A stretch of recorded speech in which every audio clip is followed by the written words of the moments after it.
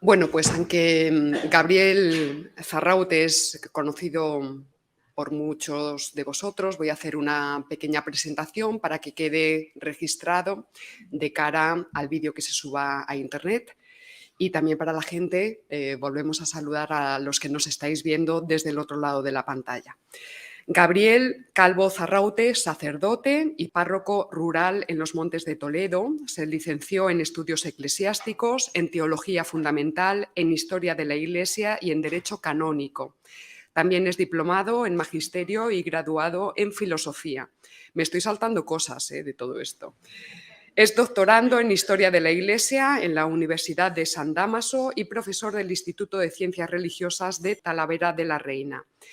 Escribe, como todos sabéis, en numerosos medios digitales y también en el portal Infovaticana. Además, colabora en el programa Teatro Crítico, ya sabéis, de la Fundación Gustavo Bueno, en los canales El Toro TV y en el programa, conocido por muchísimos, La Sacristía de la Bandé.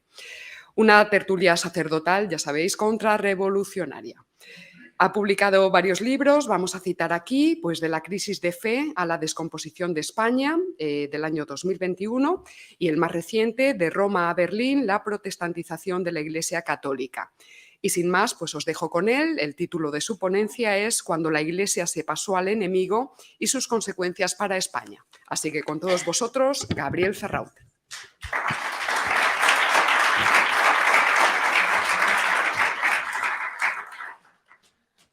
Muchísimas gracias, Paloma, y muchísimas gracias a todos por vuestra atención, por estar en la sede en la que estamos, pues, y también, como apuntaba Paloma, por las colaboraciones que realizo con la Fundación Gustavo Bueno y que también la Fundación Gustavo Bueno, o al menos algunos de sus miembros, pues también colaboran con nosotros y con nuestro canal, pues siempre intento subrayar y acentuar lo que tenemos en común e intento evitar lo que tenemos en discordancia, ¿no? Porque creo que no se trata de hacer un planteamiento ecléctico, no se trata de confundirnos, porque es evidente que somos distintos y que partimos de bases diferentes, pero bueno, es aquello del refrán castizo de que cada uno en su casa y Dios en la de todos. Entonces, lo que tenemos enfrente, todo lo que tenemos enfrente, que ya no es que amenace, sino que es una realidad operativa que está destruyendo todas las bases de la civilización hispánica y cualquier vestigio de racionalidad, pues creo que debe motivarnos a una colaboración y a formar un frente amplio en el que pues, distintos elementos que podamos compartir nos sirvan de colaboración mutua para su defensa y para su promoción. Este es un poco el marco en el que se encuadra pues que gustosísimamente pues nosotros colaboremos con la Fundación Gustavo Bueno y se lo agradezcamos y viceversa, ¿no? Pues cuando ha venido alguien de la Fundación Gustavo Bueno a nuestro programa, pues por ejemplo Paloma, pues nos sentimos muy, muy contentos, muy felices, muy, pues eso, muy en sintonía. Bien, el título no es que intentara ser provocador cuando la Iglesia se pasó al enemigo y sus consecuencias para España, sino que lo que quiero remarcar es que las decisiones de gobierno que toma la Iglesia o que toman las jerarquías de la Iglesia, eso tiene unas consecuencias y eso afecta. Máxime cuando se toman esas decisiones, cuando todavía se vivía en Occidente en una sociedad cristiana, cosa que ya ha desaparecido. Lo que sí os pido es que yo comprendo que estos son ya cuestiones que hay que hilar un poco más fino y que si no estudias teología no las dominas mucho, pero no caigáis en el error de identificar iglesia con papado o iglesia con jerarquía, ¿eh? Que muchas veces se cae en esto. Entonces se habla, nos podemos permitir bueno, coloquialmente, por economía verbal, podemos permitirnos en ocasiones integrar en el concepto iglesia todo eso, pero no se puede reducir solo a eso. Es decir, Yo esto lo he hablado, por ejemplo, con el historiador Pío Moa, que me prologa un libro anterior a estos que decía Paloma, Verdades y mitos de la Iglesia Católica. Y le decía, vamos a ver, el papado no es la Iglesia. Es verdad que el papado forma parte de la estructura de la Iglesia y no puede existir Iglesia Católica sin papado, es cierto. Pero que si un papa hace o dice tal cosa o toma tal decisión, no se puede decir que toda la Iglesia está implicada ahí y está detrás. No sé si me explico correctamente. O sea, por ejemplo, si el Papa Francisco recibe a Evo Morales en el Vaticano y le regala a Evo Morales una hoz y un martillo, que es con un Cristo, con un crucifijo, pues a mí y a muchos millones de católicos nos produce náuseas eso, ¿no? Y evidentemente no se puede decir, no, la Iglesia ha bendecido, la Iglesia apoya pues a los movimientos indigenistas marxistas de Hispanoamérica. Y lo mismo con la jerarquía. La Iglesia Católica es jerárquica porque Cristo funda una iglesia jerárquica desde el principio. Y es lo que nos diferencia de los protestantes también. Y el principio de la jerarquía va unido al principio, al régimen, al sistema sacramental, que sabéis perfectamente que es lo que destruye por completo Lutero. Luego, donde hay sistemas sacramentales, porque hay una jerarquía, un gobierno sagrado que a través del sacramento del orden posibilita la celebración de esos sacramentos con todo lo que esos sacramentos conllevan, pues de cultura que los envuelve, de cultura que los envuelve. Y si os dais cuenta, cuando la fe católica se ha arraigado en la entraña de un pueblo, alrededor de los sacramentos, alrededor de todas las celebraciones litúrgicas, se ha elaborado una cultura, algo tan sencillo y tan de andar por casa, podríamos decir, tan casero como es que comamos torrijas en Cuaresma y potaje, ¿no? Cosas de este estilo. O que llegue el Día de los Santos y tomemos un determinado tipo de dulces, cosas así. Bien, hechas estas salvedades,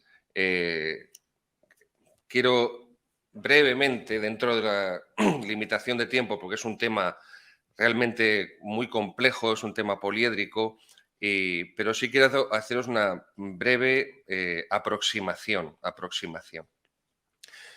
Nos situamos en el contexto de la modernidad.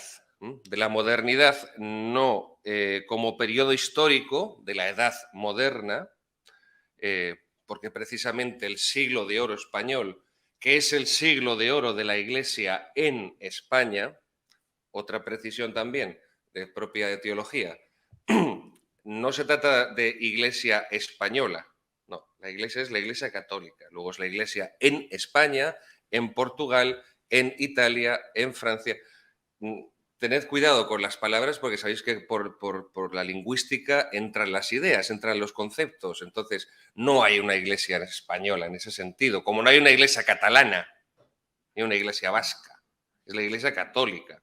Y en la medida en que prime el elemento vasco o catalán sobre el católico universal, pues cada vez será menos católica, menos universal. Y por eso la iglesia, por ejemplo, en Vascongadas, pues está reducida a la mínima expresión porque realmente no son católicos, son tribalistas euskaldunes, que es distinto. Bien, pues la modernidad, que es distinto a la edad moderna, la modernidad tiene unas categorías de pensamiento y esas categorías de pensamiento podrían reducirse de forma genérica al subjetivismo. Un subjetivismo que filosóficamente es de matriz nominalista, que surge, como bien sabéis, en ámbito eclesiástico, con Duns Scoto, con Guillermo de Ockham, y que después llegará a su paroxismo pues, con el mayor discípulo nominalista de Ockham, que es Lutero. Y así Lutero se reconoce a sí mismo en sus escritos, yo soy de la facción de Ockham, se reconoce nominalista. El nominalismo de Ockham tiene dos vertientes. Ockham es fideísta para cuestiones de teología, de religión, pero para cuestiones políticas es un absoluto racionalista. Y por eso el apoyo de Ockham al emperador Luis de Baviera contra el Papa Juan XXII, Jacobo de Leuce, dentro de esa paradoja que es el propio nominalismo, pues él concilia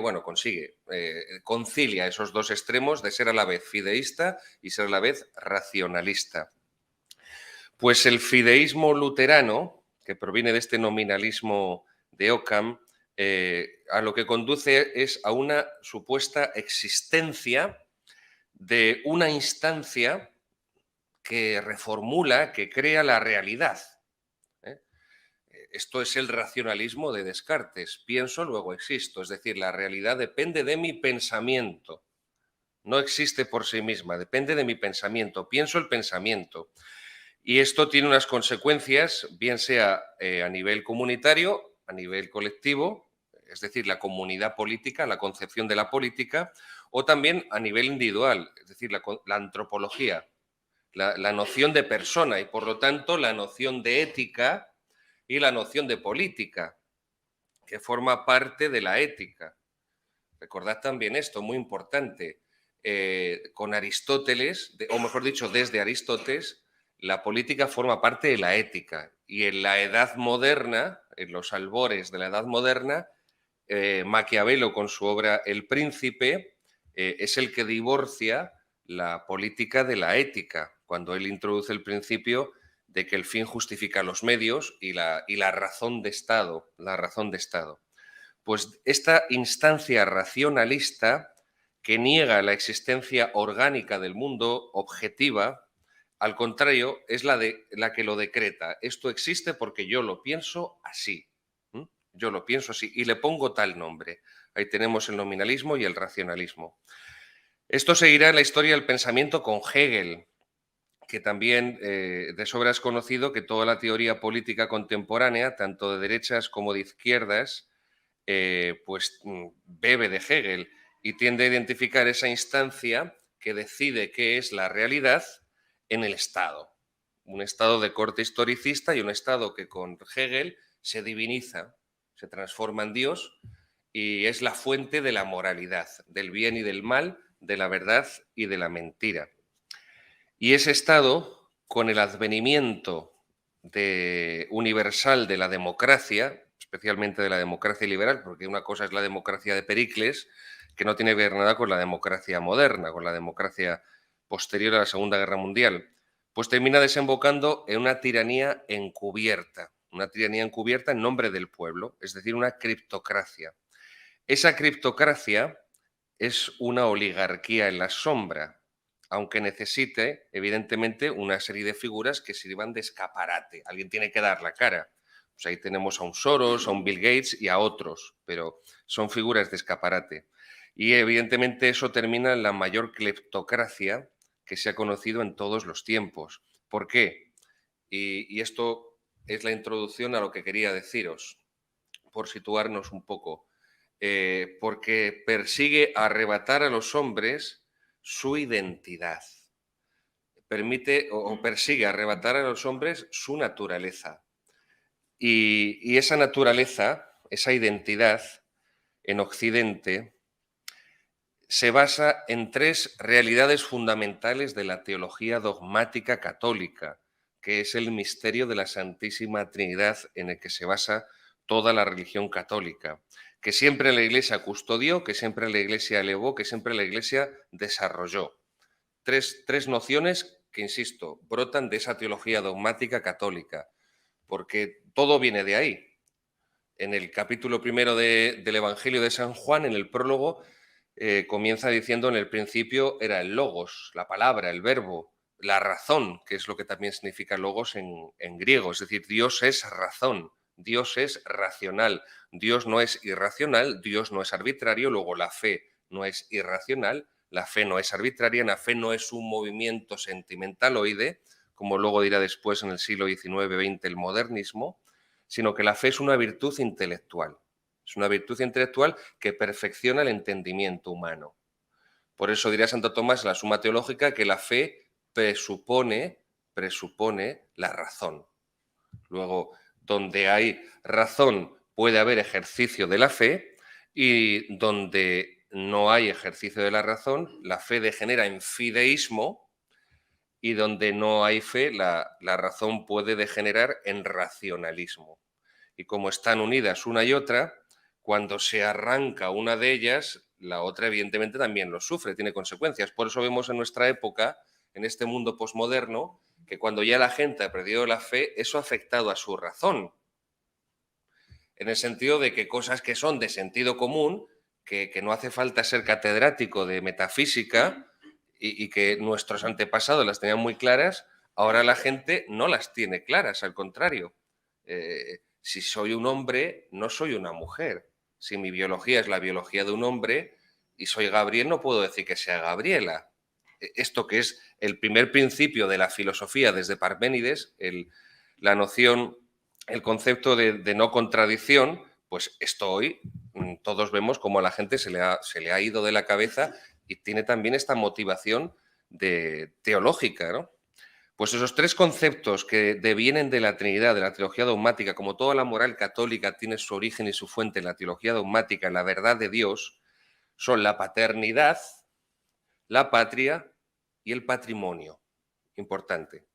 La paternidad porque Dios es Padre, y es el dogma fundamental católico de la Trinidad, Dios es Padre, y de ahí que siempre la Iglesia por eso valorara lo que es la paternidad y por lo tanto la extensión y el recubrimiento, el envolvimiento de esa paternidad, que es la familia natural, ojo, no la familia tradicional, porque eso se usa en un sentido, esa expresión se usa en un sentido peyorativo, ¿no? Familia tradicional vendría a ser igual a familia obsoleta, familia antigua, retrógrada, medieval. No, la familia natural, porque no se trata de que la Iglesia sea retrógrada, se trata de que aquí la más retrógrada es la naturaleza, que se empeña en que solamente de un hombre y una mujer surja un ser humano, porque no somos hermafroditas como los caracoles.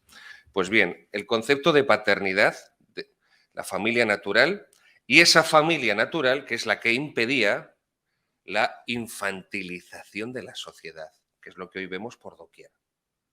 La familia era una escuela no solamente de virtudes, no me gusta decir, mejor dicho, odio decir valores, porque la teoría de los valores es de, también sabéis, es de la escuela de Max Scheler y nunca la Iglesia Católica habló de valores, siempre habló de virtudes. Virtus en latín significa fuerza, una fuerza operativa, un hábito operativo bueno. Eso es lo que enseñó Aristóteles, la ética nicómaco, sobre todo, aunque también lo desarrolla en otras, y eso es lo que recogió Santo Tomás y toda la escolástica medieval y moderna de la Escuela de Salamanca.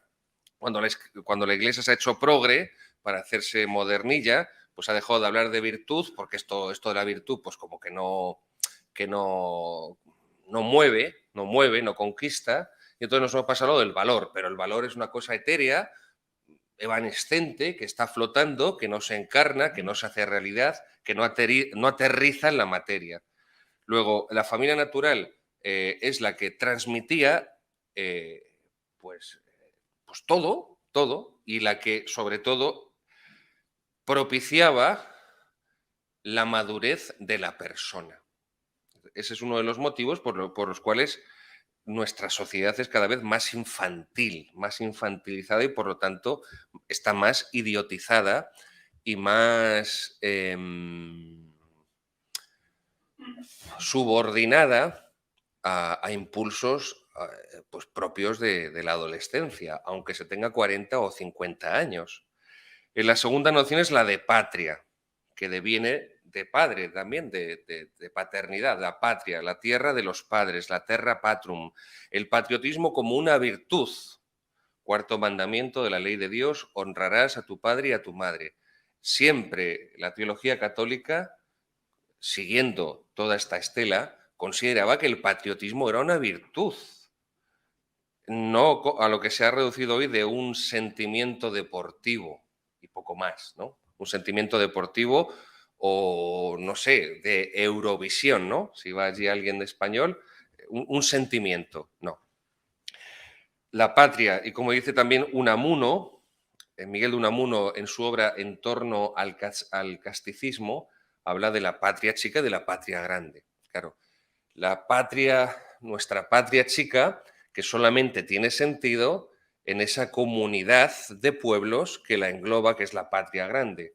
Si os dais cuenta, lo que era propio del pensamiento por decirlo entre comillas, antiguo, del pensamiento tradicional de los siglos de oro de la historia de España, era que todo esto formaba una totalidad.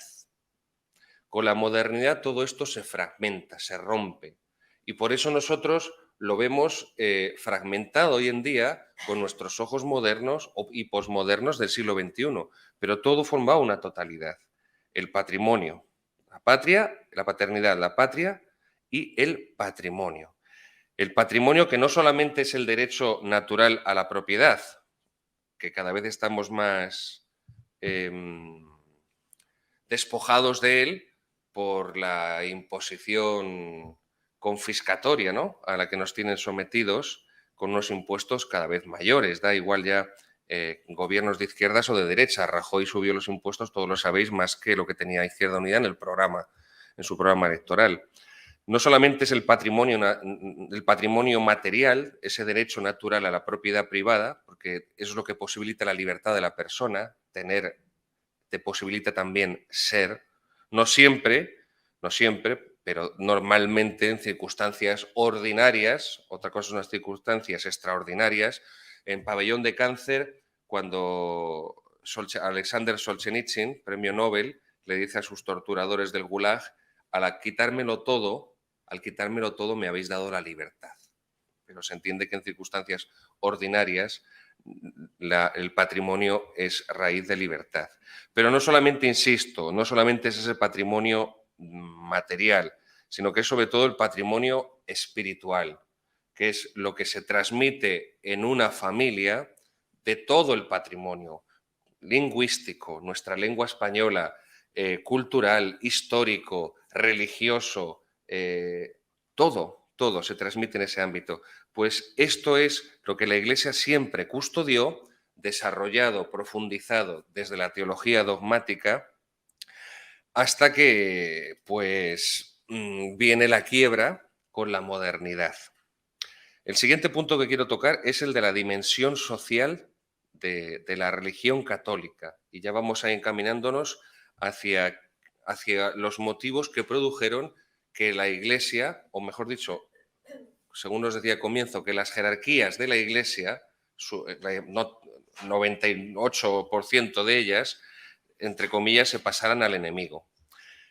Cualquier teoría del Estado y cualquier filosofía política comporta previamente una antropología, es decir, una idea del hombre, de la que parte su teorización. Claro, si yo hago una teoría política, elaboro una teoría política, si yo desarrollo una batería legal, lo hago conforme a una idea previa de persona que tengo.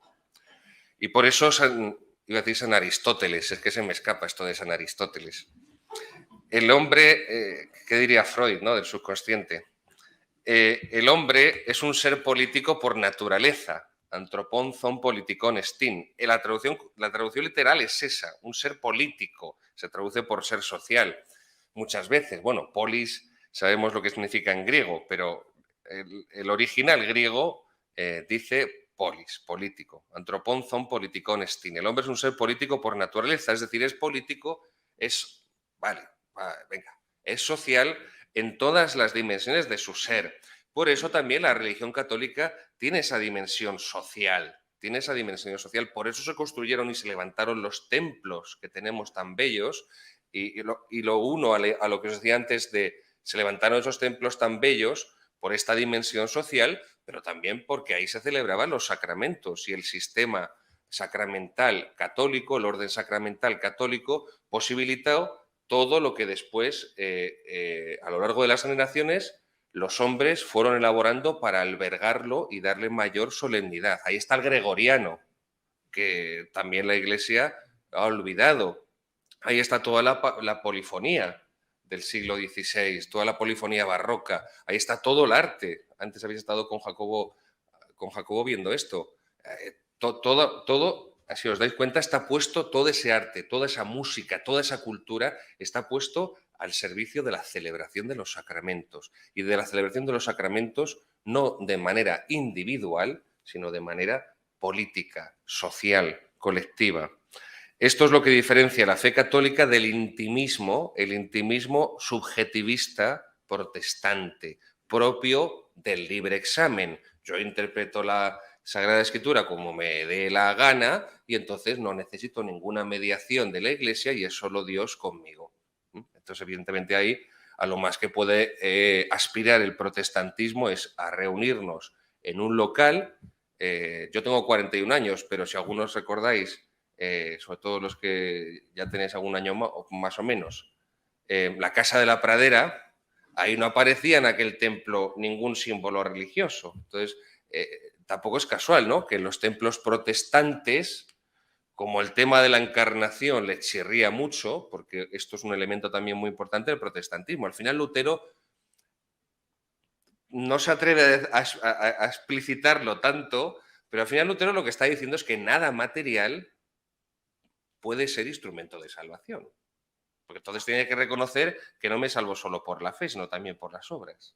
Entonces, claro, por eso también, no solamente que reniegue del orden sacramental, sino que al renegar, en cierto modo, de la materia como instrumento de salvación, como camino de salvación, pues evidentemente en cualquier templo protestante no puede haber arte, no puede haber representaciones de Cristo.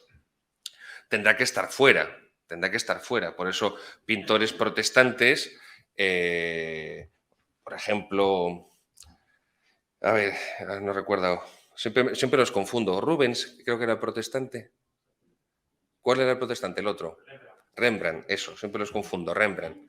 Pues por eso los cuadros de Rembrandt son de temática religiosa, la mayoría de ellos, pero no están ideados, por ejemplo, como un entierro del conde Orgaz en Santo Tomé, en la iglesia de Santo Tomé en Toledo, en la parroquia de Santo Tomé, donde eso forma parte no solamente del ornato, del adorno de una iglesia, sino que eso forma parte del culto litúrgico, eso conduce, eso ayuda al fiel a meterse, a zambullirse en lo que es la celebración del acto litúrgico.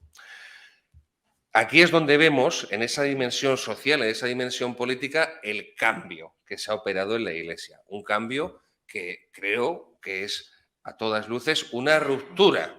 Una ruptura. Lo que pasa es que en la Iglesia se ha intentado maquillar esa ruptura, pero ha habido una ruptura.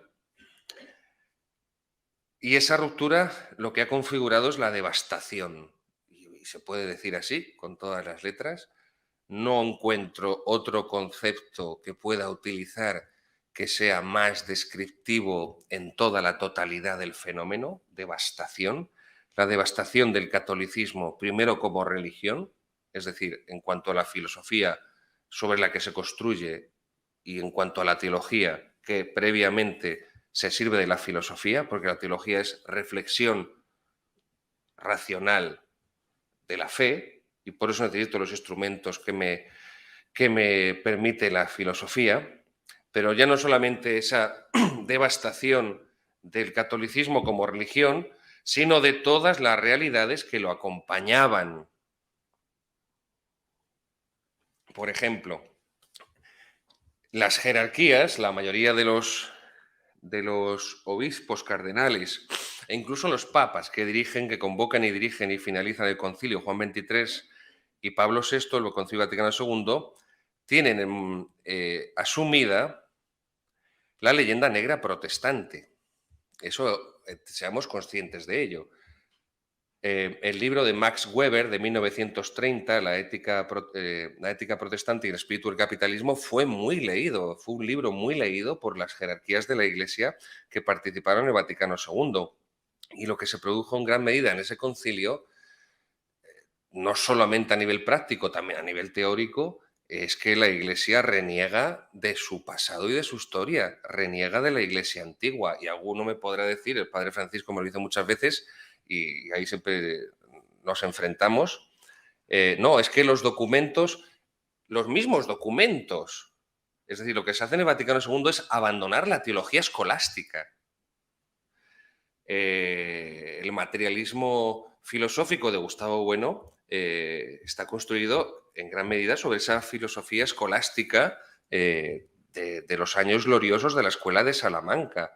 A partir de Vaticano II, con el mismo Vaticano II, la teología escolástica es apartada en los documentos oficiales de la Iglesia en los seminarios y es sustituido por lo que tenemos hoy en día, que es la teología narrativa. La teología narrativa.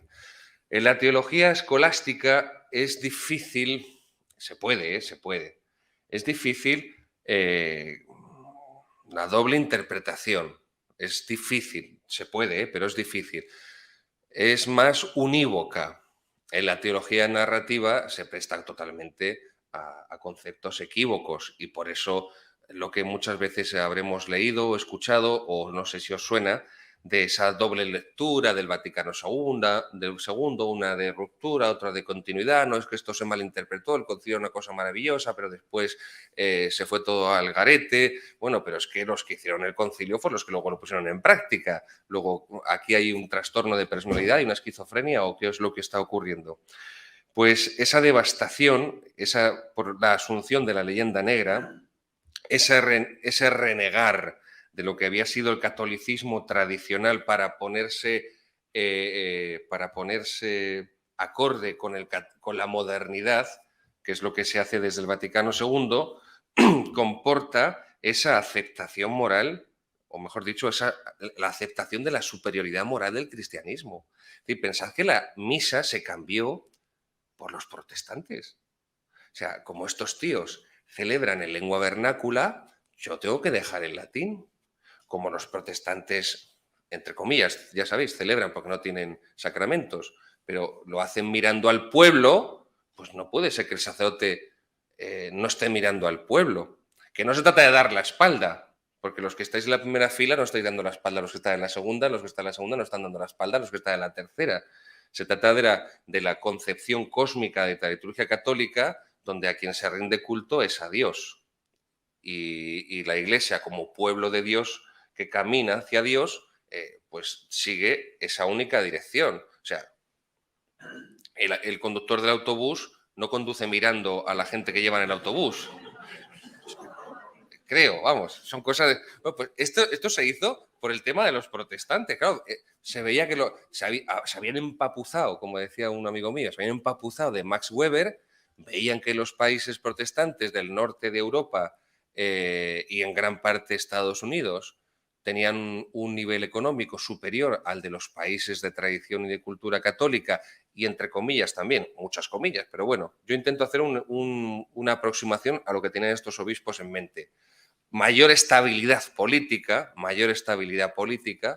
y entonces, bueno, pues se rinden y dicen, pues en lugar de seguir luchando contra el protestantismo, contra la mentalidad de la modernidad, las categorías centrales del pensamiento moderno de origen de matriz protestante, bueno, pues vamos a ver si nos llevamos bien con ellos y de esa forma, pues si no puedes con el enemigo, únete a él. ¿No? Pues, y a nivel religioso, a nivel cultural, a nivel político, a nivel jurídico, a nivel educativo, a nivel económico, pues eso es lo que ocurre por gran parte de esas jerarquías de la Iglesia, que evidentemente no va a quedar una cosa propia de obispos. O sea, esto no se trata de que aquí nos reunamos en el Vaticano II en un concilio ecuménico universal, un grupo de obispos, aquí debatimos una serie de teorías y de ideas que están más o menos fuera de la realidad y no ocurre nada. No, es que después eso se materializa en una serie de decisiones que no son solo en el campo eclesial o eclesiástico, del culto, de la moral, de la formación, sino que eso tiene además una extensión política, además en el pleno sentido de la palabra, política, y también, por supuesto, cultural. Así que esa sumisión de las jerarquías eclesiásticas a la cosmovisión protestante, lo que siempre lo digo, yo no he inventado el término protestantización. Esto yo lo detecté en Ricardo de la Cierva, un gran historiador, Ricardo de la Cierva, que fue borrado por completo del mapa por la izquierda y por buena parte también de la derecha. Y Ricardo de la Cierva ya hace muchos años se dio cuenta de este fenómeno y pues como esto también es muy hispánico, ¿no? Es inventar esas palabras o conceptos para hacer referencia a la realidad, pues inventó de la protestantización. Pues tenéis que repetirlo 5, 6, 8, 10 veces delante del espejo para que lo podáis decir correctamente. Protestantización, protestantización, protestantización. Luego, si no, os vais a liar. Pues esa protestantización de la Iglesia Católica a raíz del Vaticano II, se inscribe, y por eso os decía, estoy omitiendo las citas que en el texto tengo a Gustavo Bueno, pero ahí tengo esas referencias a España frente a Europa, por ejemplo, a España frente a Europa y a otras tantas. Si algún día esto lo publica o lo quiere publicar Paloma y tal, pues yo os lo puedo enviar en el texto, y si lo quiere sacar en algún sitio, así se puede ver todas las referencias bibliográficas que hago, como os decía al inicio, haciendo referencia a Gustavo Bueno, para intentar remarcar lo que tenemos en común, e insisto, y prefiero guardar silencio sobre lo que tenemos en discordia. Pues esto, esa asunción por fin de la Iglesia Católica de esas categorías protestantes, de esa supuesta superioridad moral del protestantismo, es lo que yo creo que se integra, lo que dice Gustavo Bueno, de la dialéctica de imperios. Y yo lo denomino la nueva paz de Westfalia. Como sabéis, la paz de Westfalia en 1648, con la que termina la guerra de los 30 años, culmina la ruptura histórica de la cristiandad europea, de la comunidad de pueblos cristianos que, como dice San Bernardo, se rigen por el sol del papado y la luna del imperio. Eso se rompe o se empieza a fracturar, evidentemente, a partir de 1517 con Lutero, pero la ruptura histórica llegará en la paz de Westfalia en 1648, que de algún modo también es el inicio de la decadencia del imperio español. En América no, pero evidentemente en Europa sí. Y contra esa cristiandad nace el Estado moderno. Ese Estado moderno que se rige por esos principios de Maquiavelo, de la razón de Estado, que divorcia política y ética, y ese Estado moderno que es centralizador, cada vez más centralizador, y que es crecientemente absolutista. Y en contra, evidentemente, de lo que había sido la monarquía polisinodial, la monarquía hispánica de los reyes católicos, prolongada y perfeccionada por la Casa de Austria. Esto es lo que ocurre en 1648 con la paz de Westfalia. A nivel jurídico-político, Westfalia supone el triunfo de la hegemonía protestante a nivel internacional, a nivel de geopolítica, de relaciones entre naciones. Por eso se solidifica, a partir de Westfalia, mucho más todavía, la leyenda negra. Y por eso cuando llega la Ilustración, esto todos sabéis que María Elvira Rocabarea lo ha trazado magistralmente, cuando llega la Ilustración no empieza de cero, ya encuentra muchos puntos de hispanofobia y de leyenda negra gracias a toda esta elaboración del protestantismo que se ha vuelto hegemónico a nivel político desde Westfalia. Y el Vaticano II supone el triunfo de la hegemonía protestante en el interior de la principal generadora de la cultura hispánica. Y esa principal generadora de la cultura hispánica durante siglos había sido la Iglesia Católica.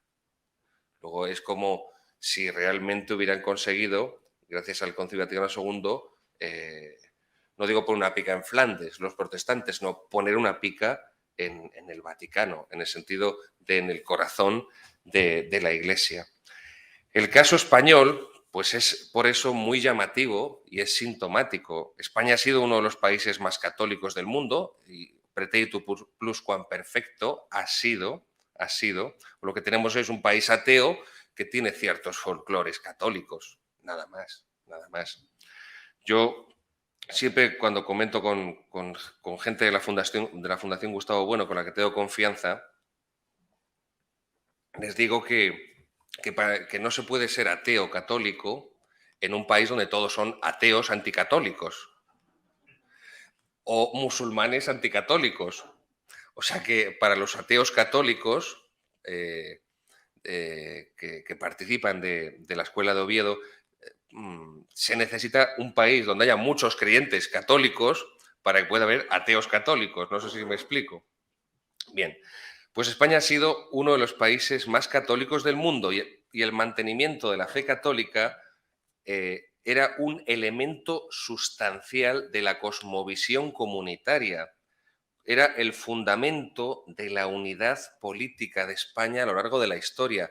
Aquí tenéis que sacudiros de encima la concepción protestante moderna de la religión como algo subjetivo, como algo intimista, que esto es propio del protestantismo y como se ha protestantizado la Iglesia es lo que también desde instancias supuestamente católicas, eclesiales, nos han inculcado a nosotros. Es decir, esa dimensión social que yo os decía antes de la religión, de la Iglesia católica, y por lo tanto esa dimensión política, insisto, en el mundo tradicional, en el mundo anterior a la ruptura de la cristiandad de Europa con la paz de Westfalia, todo era una unidad. Es lo propio de la... Sé que tiene connotaciones negativas la expresión, pero es que es así. Esto es lo propio del antiguo régimen, la unidad. La unidad. Luego, los fenómenos crecientes que venimos contemplando en España en estas últimas décadas, ante esos fenómenos crecientes, pues se impone una pregunta lógica. ¿Cómo en tan pocas décadas se ha pasado de ser una sociedad católica en sus principios, a la sociedad que tenemos ahora anticatólica en tan poco tiempo? Yo tengo, muchos sacerdotes tenemos prueba de esto. O sea, tú vas por la calle con sotana y la gente te mira como si acabaras de aterrizar de Saturno, de Júpiter o de Plutón. Y pasa a tu lado, es que yo lo he visto, lo he comprobado, pasa a tu lado un musulmán con chilaba y todo el mundo no se inmuta y dice, bueno, ¿cómo estamos en España para que el bicho raro sea un cura con sotana y el moro con chilaba no cause la menor... bien. O que vaya por la calle y una madre con el niño, pues le pregunte el niño a la madre, ¿qué es eso? Claro, es que a ese niño nunca le han llevado a una iglesia porque sus padres hace muchos años que no pisan una iglesia y claro, ve a un cura con sotana que tampoco abundan, aunque la estamos poniendo de moda otra vez poco a poco, pero claro, y le debo resultar, pues yo a ese niño le contesté, soy Batman. Bueno, pues el niño sintió, pues claro, como no lleva la capucha de Batman, pues puede que Batman sin capucha sea así. Bueno, pues esto ha ocurrido en España, como una sociedad en tan poco tiempo puede haber sido tan corrompida como la española y tan idiotizada en tan poco tiempo, de forma tan rápida. Esto es llamativo. Esto a otros europeos y a los norteamericanos, cuando hablan con nosotros, les llama la atención, porque conocen alguna cosa de la historia de España, conocen lo que fue pues aquello que siempre cito de Menéndez Pelayo, del epílogo de la historia de los heterodoxos españoles. España evangelizadora de la mitad del orbe, España espada de Roma, luz de Trento, martillo de herejes, cuna de San Ignacio. Claro, si algunos saben un poquito lo que ha sido la historia de España y lo que la Iglesia debe a España, y ve las noticias, lee la prensa, viene a España y no le entra en la cabeza cómo podemos estar así con lo que hemos sido. Pues bien, la explicación, la causa principal de ese fenómeno tan llamativo es la traición a lo que siempre fue el catolicismo en todos esos planos, en todos esos órdenes, de los dirigentes de la Iglesia Católica tras el Vaticano II. E insisto, no se puede englobar a toda la Iglesia, pero sí es cierto que los que mandaban son los que optaron por esa vía. Esa descristianización, esa secularización de España se ha configurado también como un proceso que ha implicado la deshispanización. Es decir, no es casual que cuanto menos católica es España, más divididos están los españoles. Esto no es un fenómeno casual. Y cuanto más descristianizada está España, más fervor haya respecto a la europeización.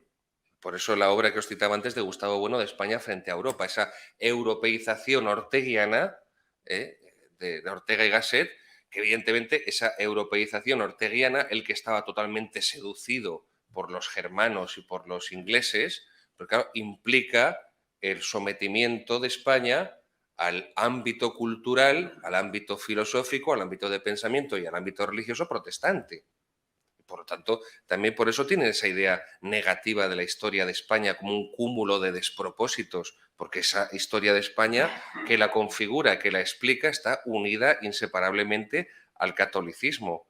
Luego, cuanto más descristianizada, más europeizada, más protestantizada, más deshispanizada y, en último término, más deshumanizada. O sea, no es casual tampoco que la gente prefiera hoy en día tener perros a tener hijos. Es así. Y la tasa de natalidad que tenemos, que es terrorífica. Brevemente enumero. Por una parte, la destrucción, recordad esos tres principios, esas tres nociones que brotan de la teología trinitaria, del dogma católico que la Iglesia ha custodiado y desarrollado. La paternidad, la patria y el patrimonio. En primer lugar, la destrucción de la familia natural, que es el pilar fundamental de la sociedad, lo que hace a la persona madurar psicológicamente, humanamente, a través de una campaña creciente para implantar una mentalidad divorcista en la población, a partir de la promulgación de la ley del divorcio en el 81, con la derecha, con la UCD, que no fue Santiago Carrillo ni Felipe González, fue la UCD. Y la equiparación después, la equiparación posterior del matrimonio natural con las parejas homosexuales en el 2005. Segundo, podríamos englobar estos puntos en la primera noción de paternidad. La negación de la biología. Primero con la ideología de género, que lo estamos viendo todos y lo estamos sufriendo. La criminalización de la figura del varón, del padre. Y ahora el siguiente paso, pues la aprobación de la transexualidad, y queda el siguiente. Agarraos que hay curvas. La normalización de la pederastia, lo que implica también la desaparición de la patria potestad. Yo no quiero ser profeta de calamidades, queridos míos, pero lo que nos voy a vender es el mundo de las maravillas de Alicia y de Rosa de Heidi. Para eso, pues vais a cualquier iglesia y lo escucháis a muchos sacerdotes, pues que el amor y Dios es amor y Dios nos quiere mucho y los pobres y los inmigrantes y el Papa Francisco es maravilloso. Para eso os vais a una iglesia, pero yo es lo que tengo. Cuando Juan XXIII hace el discurso de apertura de Vaticano II, habla contra los profetas de las calamidades. Bueno, pues asumo mi vocación de profeta de calamidades. Seguimos. La patria, los padres, el hundimiento de la natalidad, que ha venido con esa siembra de la mentalidad antinatalista. Ahí está la promulgación de la ley del aborto del 85. Antes he hablado de la ley del divorcio del 81. Contra esa protestaron 6, 7, 8 obispos. El resto se callaron. Porque estaban de acuerdo. Es que yo he podido leer las actas en el archivo de don Marcelo, de que fue cardenal de Toledo primado de España, ya que le debemos mucho de lo que hemos recibido en Toledo nosotros, pero yo he leído esas actas, que son secretas, de las reuniones de la conferencia episcopal de la época de la transición, y es que había un montón de obispos partidarios del divorcio. Y cuando llega el aborto, exactamente lo mismo, se pronuncian los mismos obispos, esos 7, 8 como mucho, y el resto callan. Entonces, evidentemente, esa mentalidad se ha impuesto a la población española desde el poder político, desde el poder mediático, desde el sistema educativo, y la Iglesia se ha hecho colaboradora, o gran parte, la mayoría de sus jerarquías, evidentemente por dejación de sus funciones. ¿Qué ha posibilitado esto? La posterior ley de eutanasia, lo que hoy, acordaos lo que os decía de que la fe y la razón van unidas y que cuando se te va la fe, también se te acaba yendo la razón. Y por eso hasta un ateo católico, en el fondo, tiene que ejercer la fe para pensar. Pero pensad las leyes animalistas que tenemos hoy en día. O sea, que esto son cosas de sentido común. Insisto, que no hace falta ser catedrático de metafísica. Y, por último, el fomento de la inmigración musulmana masiva con la excusa del mantenimiento de las pensiones. Bien. Entramos al capítulo histórico. Voy a intentar no pisar ni lo más mínimo a la intervención luego esta tarde de José Javier Esparza. Una visión negativa de la historia de España, como os decía, debido a que ésta se configuró unida a la Iglesia desde el Tercer Concilio de Toledo, el año 589, la conversión de Recaredo. Pensad que no está bien visto y que no gusta en la propia Iglesia cualquier manifestación de patriotismo. O sea, no. La mayoría de los obispos ven una bandera de España en una iglesia y se ponen muy violentos. Una bandera de España solamente los colores, que esa política. No entro ya a los escudos, solamente los colores. No digo todo el episcopado, pero por lo general se ponen muy violentos, porque tienen asumidas las categorías mentales de la izquierda, tienen asumidas las categorías mentales de esa izquierda con esa visión negrolegendaria y todo eso en su mente, con su complejo de inferioridad desde Vaticano II, le sueña a nacionalcatolicismo, franquismo. Por eso no se toman tampoco medidas cuando los separatistas cuelgan banderas, cuelgan esteladas en los campanarios en Cataluña.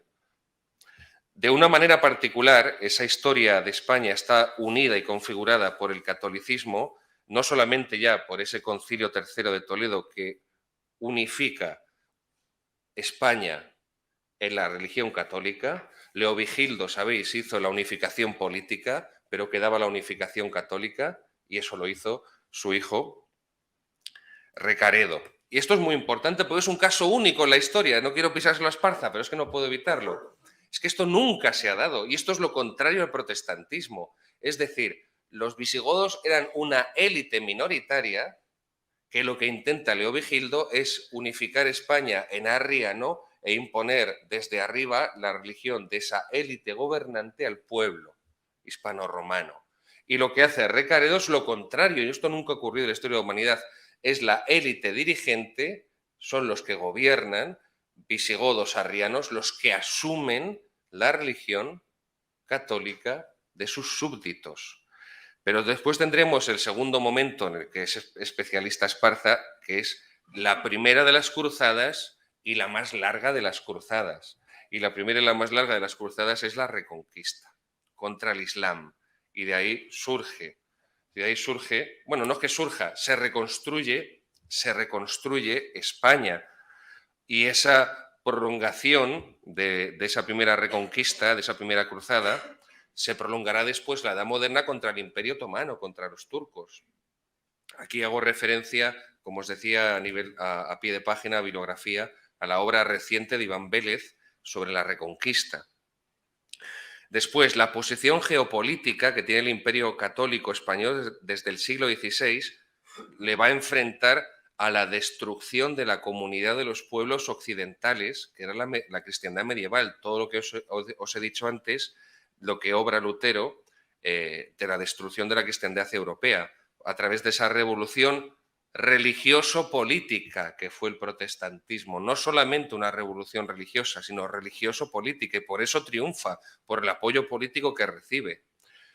Y después, la monumental obra de civilización y de evangelización llevada a cabo en América por ese imperio generador, que dirá Gustavo Bueno, que es el imperio español, a semejanza del romano, que funda provincias, virreinatos en pie de igualdad con la metrópoli, y no de lo que son las potencias protestantes de imperios depredadores, cuyo modelo es el colonialismo, que explota sin civilizar, sin evangelizar esos territorios en beneficio exclusivo de la metrópoli. Y por último, el desmantelamiento, esto era respecto al patrimonio. El desmantelamiento y la degradación continua del sistema educativo con las distintas leyes educativas hasta el día de hoy, porque el patrimonio primero que tiene que transmitirse también en la familia es el patrimonio de la educación. Todas esas distintas leyes educativas, todas esas reformas han ido todas, como muy bien sabéis, en la misma línea de anulación del conocimiento racional, sustituido por el entretenimiento, por la dictadura de modelos educativos fabricados a partir de la filosofía educativa de Rousseau y de Freud. Aquí también cito el ensayo de Sánchez Tortosa del mito pedagógico, que os recomiendo también. Así que téngase muy presente que el mayor florecimiento católico en España coincidió con su mayor florecimiento, tanto político y cultural, y lo mismo ha ocurrido con su decadencia. Claro, aquí yo muchas veces hemos chocado Pío Moa y yo cuando hemos tratado el tema, porque él dice que no, que la decadencia de España comienza cuando España sigue siendo católica. Bueno, depende de dónde te fijes, porque lo que ocurre con la llegada de la dinastía borbónica es que comienza la descristianización de las élites, Y os recuerdo, esas élites que mayoritariamente, no exclusivamente, pero sí mayoritariamente, colaborarán cuando llegue la invasión napoleónica. Y esas élites que tras 1814, el final de la guerra de la francesada, como dicen los cronistas de la época, serán esas élites descristianizadas las primeras afrancesadas y las primeras que divulgarán en España la Ilustración. No una Ilustración española como la de Benito Jerónimo Feijó, respetuosa con las tradiciones hispánicas, sino una Ilustración dominada por la leyenda negra y, por lo tanto, con una visión, con una imagen negativa de España, de su historia, de sus instituciones y de su recorrido histórico. ¿Qué trae la dinastía borbónica? ¿Qué trae o qué produce también esa descristianización que llega con los Borbones? El regalismo. El regalismo, que es la subordinación de la fe a la política. La subordinación de la fe a la política. Es decir, el principio protestante, cuius regio, eius religio. La religión del rey es la religión de los gobernantes. Un principio de origen protestante, y esto es el regalismo, que es totalmente lo opuesto a lo que había sido el Imperio español, donde se subordina la fe, mejor dicho, donde se subordina la política a la fe. Ojo, se subordina en el Imperio español la política a la fe, pero no se subordina la política a la Iglesia. Os pongo un ejemplo. El emperador Carlos V le hizo la guerra al Papa Clemente VII en 1527, el famoso saco de Roma, porque el Papa se había aliado con los enemigos del imperio y de los enemigos de la monarquía hispánica. 1527, en 1526, el año anterior, batalla de Mohacs, los turcos de Solimán el Magnífico estaban amenazando por el este una invasión a Europa, habían acabado con el rey Luis II de Hungría, y el Papa se pone a pactar con todos los enemigos del emperador y de la monarquía hispánica, que son los únicos que pueden frenar la amenaza turca. Luego, esto es muy importante, no se subordina el Imperio español la política a la Iglesia, sino la política a la fe. Bien, otro ejemplo, el Concilio de Trento, que se inicia en 1543. El Concilio de Trento se inicia por las presiones al Papa Paulo III de Carlos V. Y ese concilio es decisivo en la historia de la Iglesia, en la historia de España y en la historia de Occidente, y también en la historia de Hispanoamérica, que tendrá muchas repercusiones.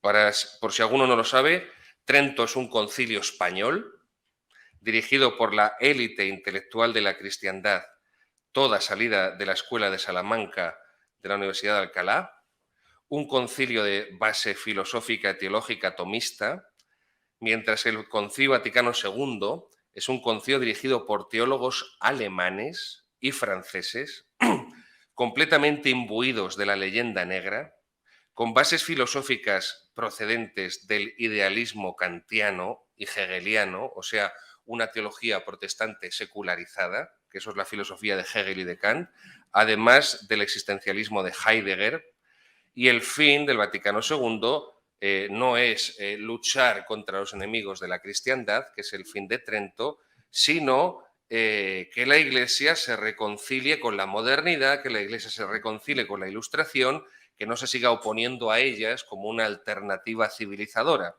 Y eso ha conducido a que en la Iglesia se haya sustituido el universalismo católico por el globalismo. Y por eso el apoyo de las jerarquías católicas a toda la Agenda 2030 del Vaticano y a todas estas cosas de la ONU que se les ponen los ojos en blanco, ¿no? Claro, una cosa es el universalismo católico y lo opuesto es el globalismo. Y ese globalismo se basa en el Tratado de la Paz Perpetua de Kant, que es el inspirador de la ONU, un organismo anticristiano en el que no voy a abundar porque ya lo conocéis y ya termino. Eso por la parte del regalismo borbónico y por la parte del centralismo. Estamos hablando de esos procesos que inician la descristianización de España y de sus élites. El centralismo conduce al cambio de mentalidad respecto a la América española, que empieza a concebirse como un conjunto de colonias al servicio del comercio crematístico, además eso es muy calvinista, de las élites criollas, al servicio de ellas. Se dejan de ver como provincias, las provincias, los virreinatos americanos, como provincias o partes de una unidad superior, es decir, de un corpus mysticum, que esto era, como conocéis perfectamente, la concepción de la monarquía hispánica. Un corpus mysticum que, si lo buscáis en la primera carta a los Corintios, capítulo 12, lo explica muy bien. Porque eso es lo que tiene de fondo. Tiene un fondo teológico católico. Toda la estructuración imperial española tiene un fondo teológico católico, un corpus mysticum. Claro, cuando eso se ha perdido, vemos también, y cuando eso se ha perdido hasta en la propia Iglesia, vemos por qué los separatismos en España encuentran albergue en sede eclesial, tanto en Cataluña como en Vascongadas. Y, por ejemplo, en la cuestión de ese centralismo, pues jugará un papel fundamental la expulsión de los jesuitas, que significa el triunfo de la Ilustración anglo-francesa, Hobbes, Locke, Hume, por parte de los británicos, Voltaire, Rousseau, de los franceses y, evidentemente, también de la Ilustración alemana con Kant, y todo esto es el fin del Estado español. Y para concluir, ese metarrelato protestante de la leyenda negra que ha sido interiorizado por la jerarquía eclesiástica, el último episodio pues fue el antifranquismo. Además, basado en la convicción que tenía Juan XXIII, sobre todo Pablo VI, del triunfo mundial del comunismo. Entonces, como los comunistas, el comunismo iba a triunfar a nivel mundial, iba a vencer en la Guerra Fría, y fíjate, en Cuba les han puesto misiles ahí a la puerta de su casa, pues hay que llevarse bien con ellos. Por eso el Concilio Vaticano II se niega, a pesar de la petición de 450 obispos, se niega a renovar las condenas al comunismo, que precisamente estaba en pleno auge. Y se introduce, se deposita en la mentalidad de los obispos el concepto de la democracia como religión, ¿no? La democracia no es más que una forma de elegir a los gobernantes, eso por una parte, en teoría política, pero luego en teoría política también es cierto, en filosofía jurídico-política está esa concepción de la democracia, que es la que tenemos actualmente hoy en todo Occidente, en todo el mundo, la democracia como fundamento del gobierno. La democracia como fundamento del gobierno, es decir, el bien y el mal, la verdad o la mentira, lo determina el número de votos. Entonces, si el Partido Socialista ha sido mayoritariamente votado y el Partido Socialista está promulgando leyes sobre el aborto, sobre el matrimonio entre personas del mismo género y tal, pues nosotros tenemos que callarnos, porque es la voluntad mayoritaria del pueblo. Porque si nos oponemos a la voluntad mayoritaria del pueblo, nos van a llamar franquistas, fascistas, nazis, homófobos y no sé cuántas cosas más. Y como uno de las variantes que provienen del Vaticano II también es que se acabaron las sociedades católicas porque se acabaron los países católicos porque se acabó la política católica y por eso obligan a Franco, los obispos y el Papa en el 67 a introducir la ley de libertad religiosa y por eso los primeros que quieren que el Estado deje de ser católico no son los comunistas ni los socialistas, sino que son los propios obispos. Son los propios obispos y el Papa los primeros que quieren que España deje de ser un Estado confesionalmente católico, cuando a Franco le concede el Papa Pío XII la condecoración de la Orden de la Cruz de Cristo, la mayor condecoración vaticana, porque el concordato anterior, el del 53, definido por Pío XII, había sido modélico. Bien. En definitiva, la Iglesia con el Vaticano II se pasa al enemigo porque se apunta al consenso de los vencedores de la Segunda Guerra Mundial. Es decir, al consenso que hay entre demócrata cristianos y socialdemócratas. Lo que pasa es que con el paso de las décadas los socialdemócratas cada vez son más socialistas y menos demócratas y los demócratas cristianos cada vez son más demócratas y menos cristianos. Y esos bloques que han desaparecido hoy en día y han sido absorbidos por el globalismo, que es en ese sentido transversal, pues aspira a la creación de una religión mundial, una religión ecléctica y que es una religión sin dogmas y sin sacramentos. En eso está gran parte de la jerarquía de la Iglesia hoy en día con el Papa Francisco, una religión donde el centro ya no es Dios, ya no es teocéntrica, sino donde el centro es el hombre. Es una religión que rinde culto al hombre, una religión antropocéntrica. Y por eso todas las decisiones y todas las orientaciones, todas las tomas de posicionamiento que toma la jerarquía actual, tanto a nivel vaticano como a nivel español, pues podemos, que es lo que he intentado, arrojar un poco de luz para que veamos desde dónde viene el problema, detectar cuáles son los puntos en cuestión y cómo se ha ido desarrollando hasta configurar que gran parte de la jerarquía católica colabore con los enemigos de la visión hispánica, de la visión católica, de la propia España y, en definitiva, del propio Occidente. Muchísimas gracias.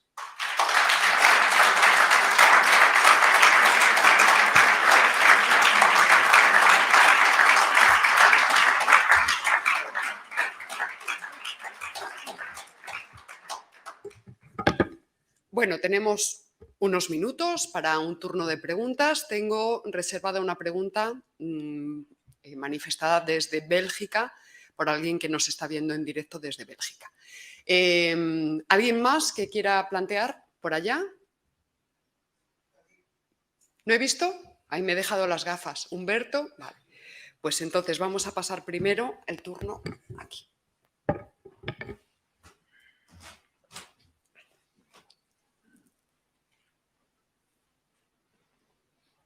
Hola.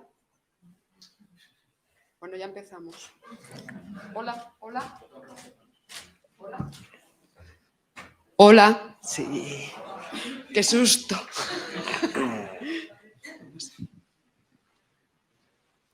Muchas gracias. Felicidades, padre, en una conferencia magnífica, absolutamente magnífica.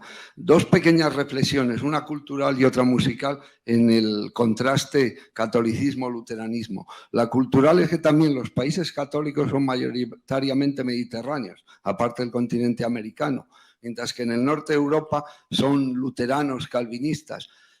Leyendo el libro El Mediterráneo y los bárbaros del norte de Racionero se plantea este contraste que yo he sufrido en 40 y pico años de actividad científica con congresos internacionales. Siempre me he sentido muy incómodo con una suerte de superioridad de las tribus bárbaras. Son más altos, son más rubios y sí es cierto, hablan mejor inglés, lo cual es irrelevante. Y he oído necedades en inglés de Oxford. Entonces este contraste, bueno, pues quería su opinión porque va ligado a una presunta superioridad protestante, pero también es cultural, de tribus bárbaras invasoras del Imperio Romano. Se siente uno más a gusto con investigadores mediterráneos. Dejo aparte el continente americano. En Norteamérica es anglosajona y hay una mafia anglosajona. Y una pequeña reflexión musical. Parte del Concilio Vaticano II, uno de los horrores fue el guitarrillo y la música previvaldiana en las iglesias. Horroroso. Y esto sí nos haría envidiar la parte luterana de la cumbre que es Juan Sebastián Bach. Y claro, aunque hizo una misa católica, la misa en si menor, el 90 y pico % de la producción musical, cantatas incluida, está basada en el coral luterano, lo cual nos plantearía dudas a los culturalmente católicos, decir, hombre, si me hiciese luterano sería por el coral luterano y la música de Bach. ¿Qué opina usted? Nada más. Gracias. También como sabéis, el propio protestantismo lleva en sí mismo el germen de su, entre comillas, autodestrucción. ¿Por qué? Porque como el protestantismo se basa en el libre examen de la escritura, pues según lo que interprete cada uno, pues se funda su propio... Mira, una cosa que no había dicho, su propia iglesia, pero esto se usa mal. No se puede hablar de iglesias protestantes, porque no hay jerarquía. No hay jerarquía, es decir, no hay un principio de estructuración, no hay sacramentos, no hay transmisión del sacramento del orden. Por eso León XIII tuvo que recordar esto a la iglesia anglicana, que es la más parecida a la católica, y que hay muchas cosas del culto anglicano que ya nos gustaría a los católicos todavía haber conservado. A nivel musical, como hay esa fragmentación continua en el protestantismo, claro, también tienes un montón de congregaciones o de comunidades protestantes que es puro gospel, en plan Guppy Goldberg, ¿no? Y claro, pues depende. Es que lo malo del protestantismo, bueno, claro, una de las miles de cosas malas que tiene es esto, que no hay.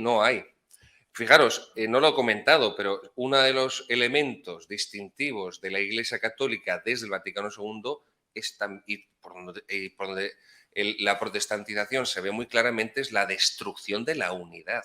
No hay unidad en nada en la Iglesia Católica. Padre Francisco, ¿dónde estás?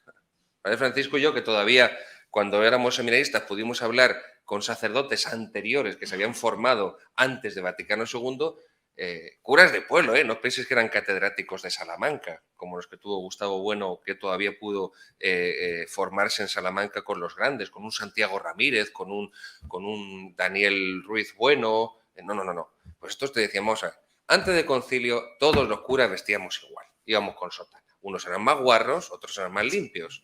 Todos celebrábamos la misma misa, unos con más devoción, otros con menos devoción, unos más rápido, otros más lentos. Todos predicábamos lo mismo, porque nos habían enseñado la teología escolástica. Bueno, algún seminario tenía unos manuales, otros otro, pero en definitiva todos usábamos los mismos manuales.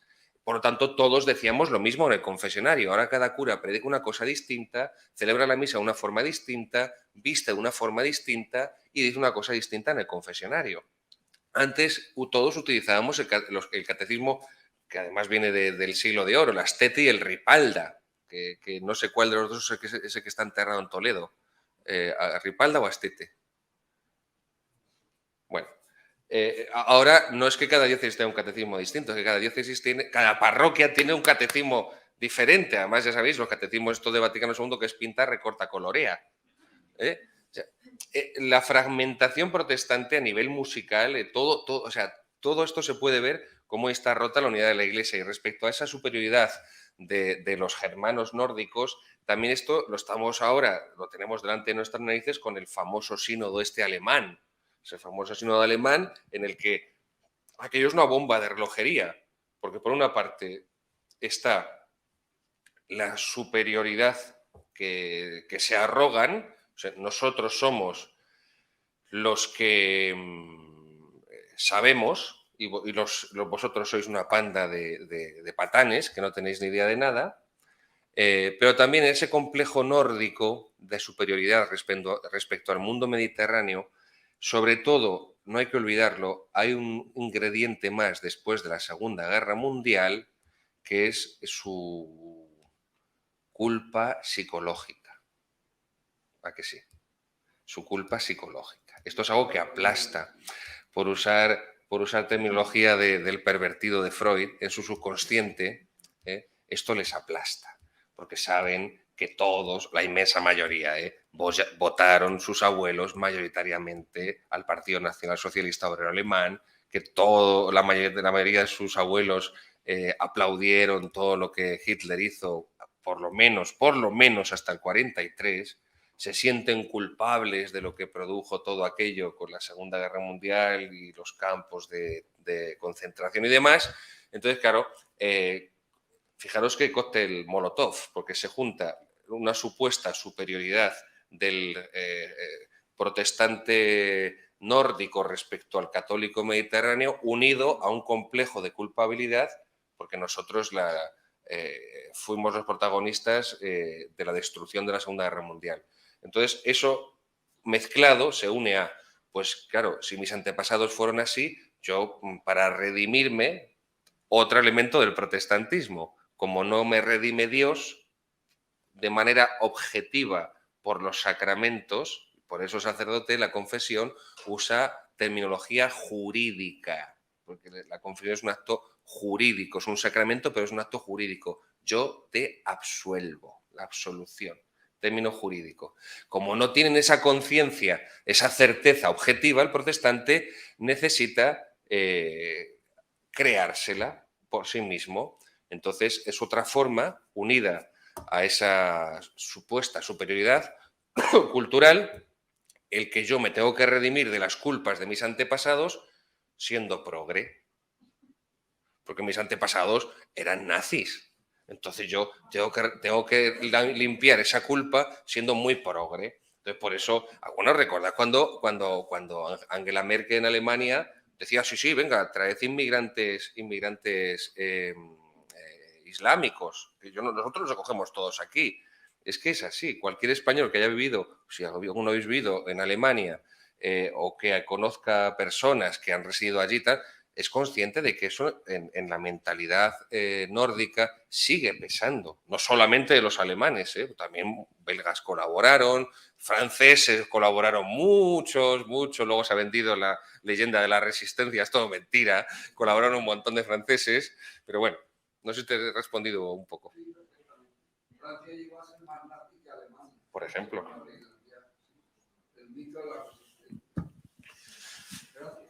Buenos días, padre Gabriel. Mi pregunta es más doctrinal que reflexiva. Ha hecho usted una serie de elementos concadenados en los que dice, por un lado, que el polis es social, el católico es social, y por eso nuestras iglesias son bonitas por dentro, porque son un acto social, porque se celebran los sacramentos. Y aquí empieza la pregunta. Los sacramentos no funcionan de manera colectiva, son individuales porque la salvación es individual. No nos salvamos en comunidad, sino que nos salvamos de uno en uno, a diferencia también de nuestros protestantes, ¿no? Entonces, no entiendo dónde está la ruptura, el razonamiento social del polis, de la iglesia bonita, que lo son además, con respecto al elemento unitario de cada uno de nosotros. Una letra. Al final lo que nos diferencia de los protestantes es una letra. Es decir, en católico lo que rige es la conjunción copulativa y.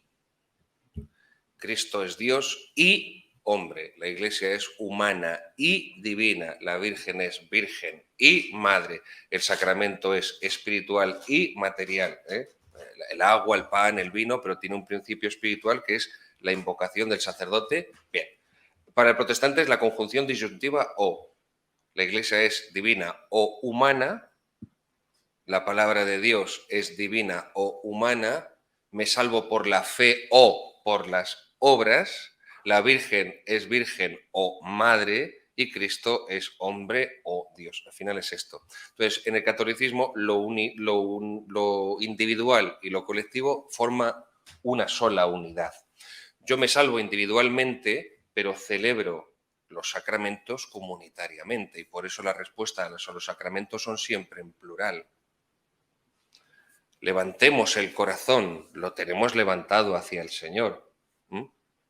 Esa dimensión comunitaria, colectiva, se funde con la individual. No sé si me explico, Humberto. Sí. Has hablado de una cosa muy interesante, es decir, que la mayoría, no digo todas, pero que la inmensa mayoría de las iglesias modernas sean como naves de pollos, de feas. También te dice mucho de esa protestantización, ¿no? Porque se ha perdido, o mejor dicho, se ha eliminado. Aquí no se trata de que como que pierde, es que he perdido el teléfono. No, aquí hay un elemento voluntario. Se ha eliminado por completo de todas las construcciones de iglesias nuevas, pues lo que era la belleza de la tradición católica. Entonces, a nivel católico, la persona forma parte de una unidad. Se salva la persona individualmente, que la que tendrá que dar cuentas a Dios, pero esa persona no cae del cielo y no está separada, no está divorciada de la sociedad, de la polis en la que nace, empezando por su familia, siguiendo por su parroquia, que al fin y al cabo no es más que una determinación territorial jurídica católica, pero que no es más que una familia de familias, ¿no? Y así se estructuró también con el paralelismo del Imperio Romano, pero así se estructuró toda Europa y toda España. De hecho, fijaros en Galicia, que se sigue utilizando todavía lo de parroquias, hasta para términos municipales de lo que podríamos determinar como ayuntamientos. Entonces, no sé si consigo más o menos responderte. Yo creo que la explicación es esta. No me salvo. También eso habría que matizarlo, Humberto, porque me salvo solo. Evidentemente me salvo solo, pero en el catolicismo de mi salvación depende la de otras personas. También de mi salvación depende de otras personas. De lo que yo haga o deje de hacer depende lo que otras personas pueden recibir positiva o negativamente. No sé. Vale, creo que nos queda tiempo para una última pregunta. Vamos a introducir la pregunta de David Fernández Valdés, que nos escribe desde Bélgica. Elena, ¿a qué hora empieza la comida? Perdón. Es para, por si nos da tiempo de introducir esta otra pregunta. Nos pregunta David desde Bélgica, ¿cómo defender la fe católica sin creer en Dios? Esto es lo que os decía al principio de la colaboración con la Fundación Gustavo Bueno. Pues porque la fe católica, como no es una ideología, las ideologías son siempre religiones secularizadas y religiones sustitutorias. Por eso, cuanto más ideología, menos religión católica. Históricamente, las regiones más católicas de España siempre fueron Vascongadas y Cataluña. Hoy son las religiones más descristianizadas, donde menos asistencia hay a misa dominical, donde menos niños se matriculan en religión católica, donde menos vocaciones hay, donde no es casualidad. A medida que ha entrado la ideología, y no ya solamente en el pueblo, en las mismas capas populares, sino cuando la ideología ha entrado hasta en la propia Iglesia, a medida que avanzaba ese cáncer de la ideología, en este caso del separatismo, retrocedía la religión universal, el universalismo católico. Luego, no es casual. De tal modo que, aunque yo me declare pues ateo católico, aunque yo no practique la fe católica, a la fe católica le acompaña una cosmovisión. De tal modo que siempre todo lo que sea promover la fe católica es promoverla, en el caso nuestro concreto, español, es promover la hispanidad. Y todo lo que sea promover la hispanidad es promover la fe católica. Yo podré ser consciente de que, pues eso, soy ateo y no creo en Dios, pero eso no significa que no contemple toda la obra histórica de lo que ha supuesto una civilización como la española, que es inseparable de la obra histórica de la Iglesia, tanto en España, en Europa, como en América. De tal modo que yo ahí diferenciaría entre lo que es la profesión de la fe católica íntegramente, como religión, es decir, como relación, religatio, relación con Dios, de la persona, a nivel individual, y ahí con lo que decía Humberto, a lo que es la defensa y la promoción de lo que es la fe católica como vivencia comunitaria que crea unas instituciones, que tiene unos desarrollos históricos, culturales, músicos, literarios. No sé si me explico. Vale. Gracias. Buenos días, muchas gracias. Batalla cultural y o ¿a dónde nos exiliamos?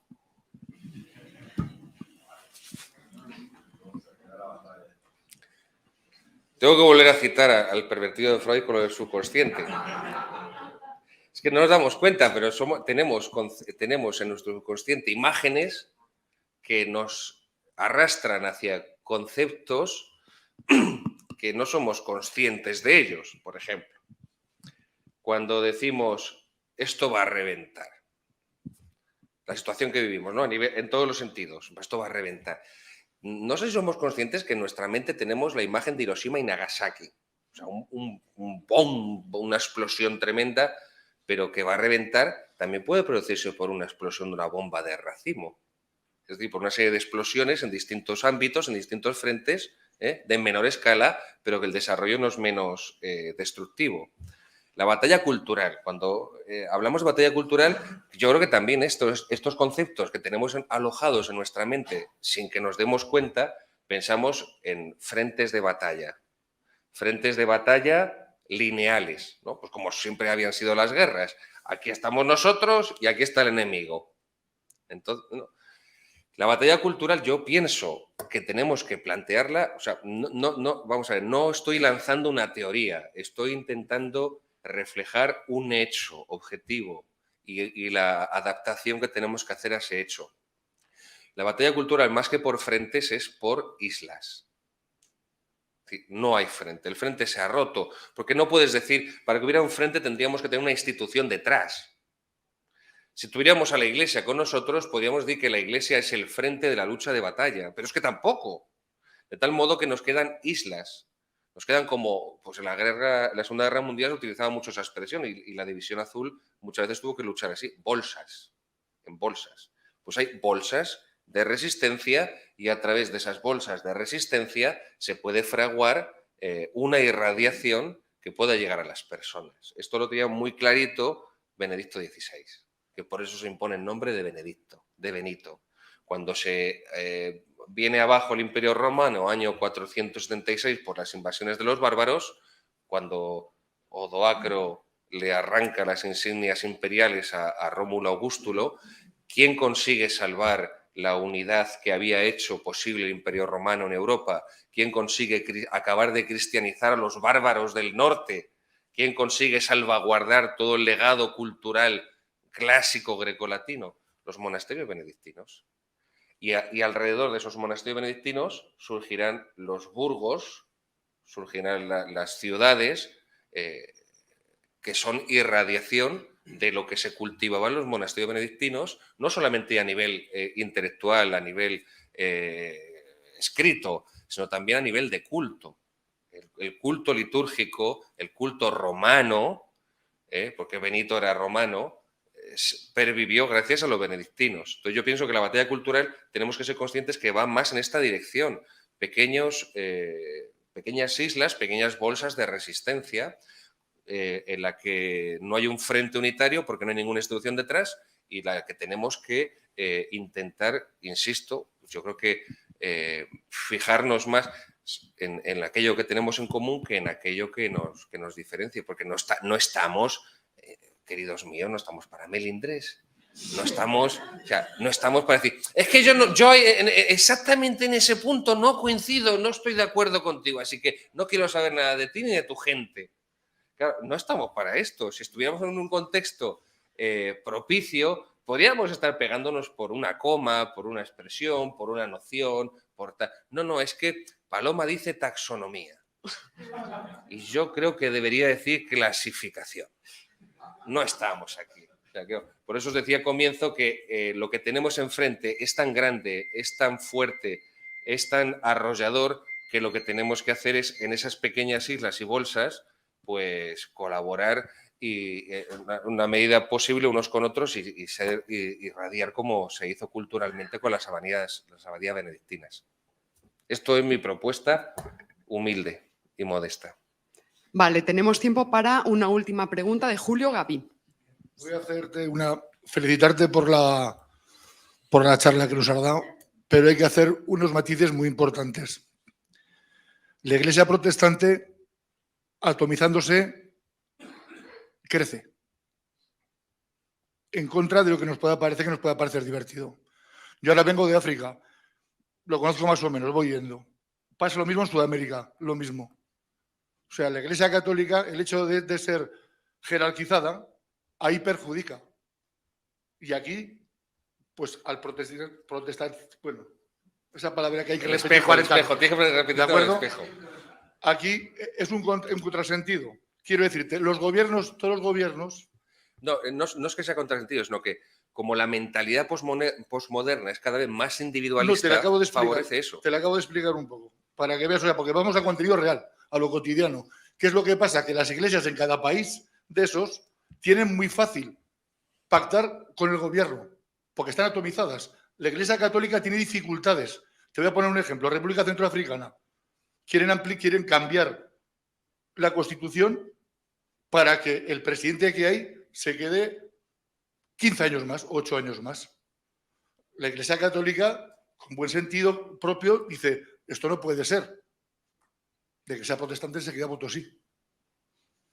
Que valga como ejemplo. Y eso es lo que está pasando. Entonces, en muchos países la jerarquía que tiene que llegar de una forma obligada perjudica. Y la protestante se mimetiza perfectamente. Hace la Iglesia Evangelista 37, la 18 y la 49. Sabe perfectamente cómo va. Que dice que eso lo tenemos que tener en la cabeza. Y en Sudamérica, y hace muchísimos años, ya hace 30 años cuando yo viajé a México, ya estaba instalado también ese mismo concepto. O sea que eso hay que tenerlo muy, muy, muy en cuenta.